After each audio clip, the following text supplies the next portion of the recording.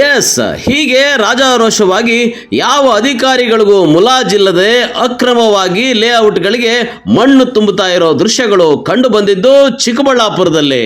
ಹೌದು, ಬೆಂಗಳೂರಿಗೆ ಕೂಗಳತೆ ದೂರದಲ್ಲಿರುವ ಚಿಕ್ಕಬಳ್ಳಾಪುರದ ಕಡೆ ಪ್ರವಾಸಿಗರು ಮುಖ ಮಾಡ್ತಾ ಇದ್ದಾರೆ. ಅದರಲ್ಲಿ ಈ ಭಾಗದ ಭೂಮಿಗೆ ಬಂಗಾರದ ಬೆಲೆ ಬಂದಿದ್ದು ರಿಯಲ್ ಎಸ್ಟೇಟ್ ಉದ್ಯಮಿಗಳು ಇತ್ತ ಮುಖ ಮಾಡ್ತಾ ಇದ್ದು ಹತ್ತಾರು ಲೇಔಟ್ಗಳು, ರೆಸಾರ್ಟ್ಗಳು, ಬೃಹತ್ ಕಟ್ಟಡಗಳು ತಲೆ ಎತ್ತುತ್ತಲೇ ಇವೆ.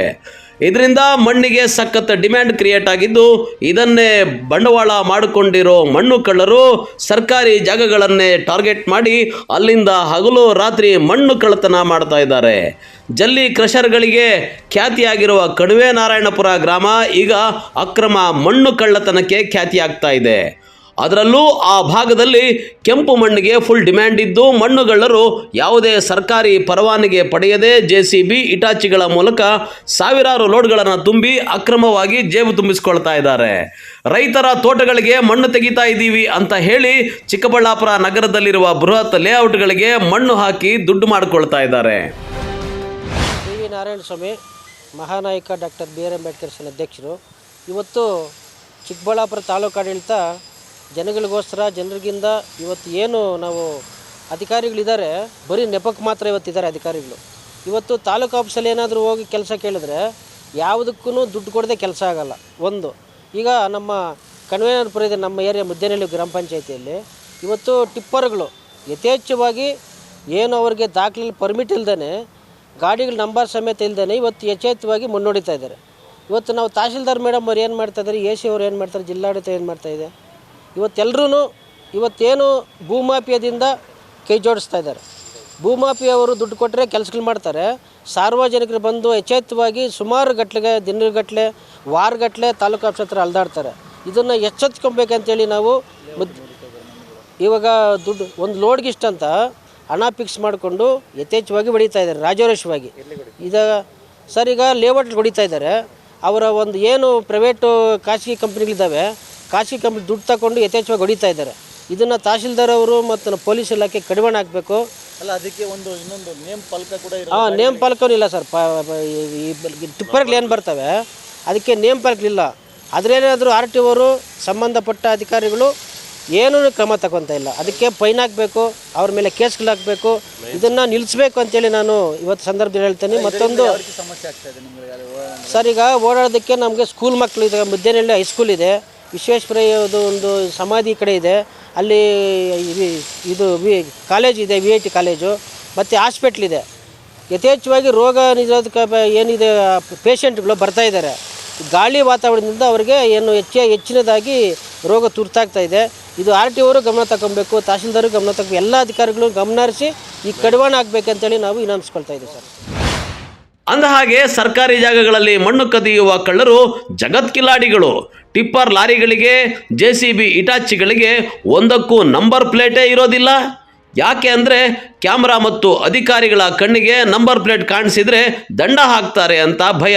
ಅಲ್ಲದೆ ನಂಬರ್ ಪ್ಲೇಟ್ ಇಲ್ಲದೆ ರಾಜಾರೋಷವಾಗಿ ಮೈನಿಂಗು, RTO, ದಂಡಾಧಿಕಾರಿಗಳಿಗೆ ಚಳ್ಳೆ ಹಣ್ಣು ತಿನ್ನಿಸಿ ಮಣ್ಣು ದೊರಡೆ ಮಾಡ್ತಾ ಇದ್ದಾರೆ. ಆದರೆ ಅಧಿಕಾರಿಗಳು ಮಾತ್ರ ನೋಡ್ತೀವಿ, ಮಾಡ್ತೀವಿ ಅಂತ ಏನೂ ತಿಳಿಯದಂತೆ ವರ್ತಿಸ್ತಾ ಇದ್ದಾರೆ. ಬಗ್ಗೆ ಗಮನ ಇದೆ. ಕೆಲವರು ಸಂಸ್ಥೆಗಳು ಅವರು ಬಂದು ಕಂಪ್ಲೇಂಟ್ ಕೊಟ್ಟಿದ್ದಾರೆ. ಅದರ ಬಗ್ಗೆ ನಮ್ಮ ಇನ್ಸ್ಪೆಕ್ಟ್ರಿಗೆ ಮೆಮೊ ಕೊಟ್ಟಿದ್ದೇನೆ. ಈಗ ಚೆಕ್ ಮಾಡ್ತಾ ಇದ್ದಾರೆ. ಇನ್ನೂ ಹೆಚ್ಚಿನ ಮಟ್ಟದಲ್ಲಿ ಇದು ಮಾಡಲಿಕ್ಕೆ ನೋಡ್ತಾ ಇದ್ದೇವೆ. ಈಗ ಮುಂದಿನ ದಿನಗಳಲ್ಲಿ ಕ್ರಮ ಕೈಗೊಳ್ಳಲು ಇದು ಮಾಡ್ತೇವೆ. ಇಲ್ಲ, ನಂಬರ್ ಪ್ಲೇಟ್ ಅಂದರೆ ಡಿಫೆಕ್ಟಿವ್ ನಂಬರ್ ಪ್ಲೇಟ್ ಇರುತ್ತೆ. ನಂಬರ್ ಪ್ಲೇಟ್ ಇಲ್ಲ ಅಂದರೆ ನಮ್ಮಲ್ಲಿ ಕಾಲಕ್ಕೆ ಫೈನ್ ಹಾಕ್ತಾ ಇದ್ದೇವೆ. ಇದನ್ನು ಹೆಚ್ಚಿನ ಮಟ್ಟದಲ್ಲಿ ಮಾಡಲು ನಾನು ಕ್ರಮ ಕೈಗೊಳ್ಳುತ್ತೇನೆ. ಇಲ್ಲ, ಓಡಾಡಿದ್ರೆ ಅದು ಕಾನೂನು ಪ್ರಕಾರ ಫೈನ್ ಬೀಳುತ್ತೆ, ದಂಡ ಹಾಕ್ತೇವೆ. ನಾವು ಮುಂದಿನಲ್ಲಿ ಹಾಕ್ತೇವೆ. ಆದಷ್ಟು ಹೆಚ್ಚಿನ ಪ್ರಮಾಣ. ಕೆಲವೊಂದು ಕಂಪ್ಲೇಂಟ್ ಕೊಟ್ಟಿದ್ದಾರೆ. ಈಗಾಗಲೇ ನಮ್ಮ ಇನ್ಸ್ಪೆಕ್ಟ್ರಿಗೆ ಕಳಿಸಿದ್ದೇನೆ, ಮಾಡ್ತಾ ಇದ್ದಾರೆ. ಇನ್ನೂ ಮಾಡ್ತೇವೆ. ಅಲ್ಲ, ಇಲ್ಲಿ ನಂಬರ್ ಪ್ಲೇಟ್ ಇಲ್ಲದೆ ಗಾಡಿ ಓಡಾಡುತ್ತೆ ಹೇಳಿ ಇದು ಮಾಡುತ್ತೆ. ಅದು ಟಿಪ್ಪರ್ ವಾಹನ, ಕೆಲವು ಜಲ್ಲಿಕಲ್ಲು, ಮಣ್ಣು ಸಾಗಿಸುವ ವಾಹನಗಳು ಮಾಡ್ತಾ ಇದ್ದಾರೆ. ಚೆಕಿಂಗ್ ಹೆಚ್ಚಿನ ಪ್ರಮಾಣದಲ್ಲಿ ಮಾಡ್ತೇವೆ. ಪ್ರವರ್ತನಾ ಕಾರ್ಯವನ್ನು ಹೆಚ್ಚಿನ ಮಾಡಿ ದಂಡ ವಸೂಲಿ ಮಾಡುವ ಇದನ್ನು ಮಾಡ್ತೇವೆ. ಇರಲಿಲ್ಲ, ಇದು ಅದು ಹೈವೇಗೆ ಹೊಡಿತಾಯಿದ್ರು ಮಣ್ಣು. ಆವಾಗ ಅದಕ್ಕೆ ನಾನು ಪೆನಾಲ್ಟಿನೂ ಹಾಕ್ಸಿದ್ದೀನಿ. ಈಗಾಗಲೇ ಆ ತಾಲೂಕು ಜಿಯಾಲಜಿಸ್ಟ್ಗೆ ನೀವು ಹೇಳ್ದಂಗೆ ನಾನು ಹೇಳಿದ್ದೀನಿ. ಅದೇನಿದೆ, ಎಲ್ಲಿ ಹೊಡಿತಾ ಇದ್ದಾರೆ, ಯಾವ ಪ್ರೆಷರಿಂದ ಹೊಡಿತಾ ಇದ್ದಾರೆ, ಎಲ್ಲಿ ಔಟ್ ಮಾಡ್ತಿದ್ದಾರೆ ಅಂತ ಹೇಳಿದ್ದೀನಿ ಬಸವಣ್ಣ ಅಂತ ಅಂದ್ಬಿಟ್ಟು ಜಿಯಾಲಜಿಸ್ಟ್ಗೆ. ಅವ್ರು ಮಾಡಿ ಅದೇನಿದೆ ನಮ್ಮ ನಿಯಮಾನುಸಾರ ನಮ್ಮ ಕಾನೂನು ರೀತಿ ಕ್ರಮ ಹೊಡಿಯೋಂಗಿಲ್ಲ. ಪರ್ಮಿಷನ್ ತೊಗೋಬೇಕಲ್ಲ ನಮ್ಮ ಹತ್ರ. ಪರ್ಮಿಷನ್ ತಗೊಂಡು ಮಾಡಬೇಕು. ಈ ಥರ ಕಂಪ್ಲೇಂಟ್ ಬಂದಿದೆ, ಈಗಾಗಲೇ ಹೇಳಿದ್ದೀನಿ. ಅದ್ರ ಮೇಲೆ ಹೋಗಿದ್ದಾರೆ. ಅದ್ರ ಮೇಲೆ ಯಾರು ಕ್ರಷರಿಂದ ಹೊಡಿತಿದ್ದಾರೆ ಏನು ಅಂತ ತಿಳ್ಕೊಂಡು ಅದ್ರ ಮೇಲೆ ನಾವು ಕ್ರಮ ವಹಿಸ್ತೀವಿ. ಕೆಂಪು ಮಣ್ಣಿಗೆ ತುಂಬ ದುಬಾರಿ ಇದೆ ಮೇಡಮ್. ಪರ್ಟಿಕ್ಯುಲರ್ ಕೆಂಪು ಮಣ್ಣೆ ತುಂಬಿಕೊಂಡು ಹೋಗಂತೂ ಅದೇ ನೋಡ್ತೀನಿ, ಅದೇ ನೋಡ್ಬಿಟ್ಟು ನಾವು ಹೇಳ್ಬಿಟ್ಟು ಅದೇನಿದೆ ನಮ್ಮ ಕ್ರಮ ವಹಿಸ್ತೀವಿ. ಅದೇ ನಾನು ಲೇಔಟು ನನ್ನ ಗಮನಕ್ಕೆ ಬಂದಿಲ್ಲ. ಇವಾಗ ನೀವು ಹೇಳಿದಿರಲ್ಲ, ಗಮನಕ್ಕೆ ಬಂದಿದೆ. ಇದ್ಮೇಲೆ ಅದ್ರ ಮೇಲೆ ಏನು ಆಗುತ್ತೋ ಅದನ್ನು ನಾವು ಕಾನೂನು ರೀತಿ ಕ್ರಮ ವಹಿಸ್ತೀವಪ್ಪ. ಅದೇ ನನಗೂ ಅದು ಗೊತ್ತಿಲ್ಲ. ಅದೇ ನೀವು ಇವಾಗ ಹೇಳ್ದಾದ ಮೇಲೆ ಗೊತ್ತಾಗಿತ್ತು. ನೋಡ್ತೀನಿ ಅದೇನಾಗಿದೆ ಅಂತ. ನನಗೆ ಸಿಕ್ಕಿದ್ರೆ ನಿಯಮಾನುಸಾರ ಮಾಡ್ತೀವಿ. ಪರ್ಮಿಷನ್ ತೊಗೋಬೇಕು, ಹೊಡಿಯೋಂಗಿಲ್ಲ. ಎಲ್ಲಿ ಹೊಡಿತೀರ ನೀವು? ಕ್ರಷರು ಅಂದ್ರಲ್ಲ, ಈಗ ಕ್ರಷರ್ ಹತ್ರ ಇದೆಯಾ, ಅಲ್ಲಿ ಎಲ್ಲಿ ಹಾಕಿದ್ದಾರೆ, ಏನು ಬಂದಿದೆ ಅವೆಲ್ಲ ನೋಡಬೇಕಾಗುತ್ತೆ. ನೋಡ್ಬಿಟ್ಟೆ ಆಮೇಲಿಂದ ಮುಂದಕ್ಕೆ ಕ್ರಮ ವಹಿಸ್ಬೇಕಾಗುತ್ತೆ. ಹೌದಾ? ತೆಗಿಯೋಂಗಿಲ್ಲ. ಅದೇ ಕಾನೂನು ರೀತಿ ಕ್ರಮ ಹೋಗ್ತೀವಿ. ನಮ್ಮ ರೂಲ್ ಪ್ರಕಾರ ನಾವು ಏನಿದೆ ಅಲ್ಲಿ ಎಲ್ಲಿ ಹೊಡಿತಾ ಇದ್ದಾರೆ, ಏನು, ಯಾವ ಸರ್ವೆ ನಂಬರು ಅವೆಲ್ಲ ಬೇಕಲ್ಲ.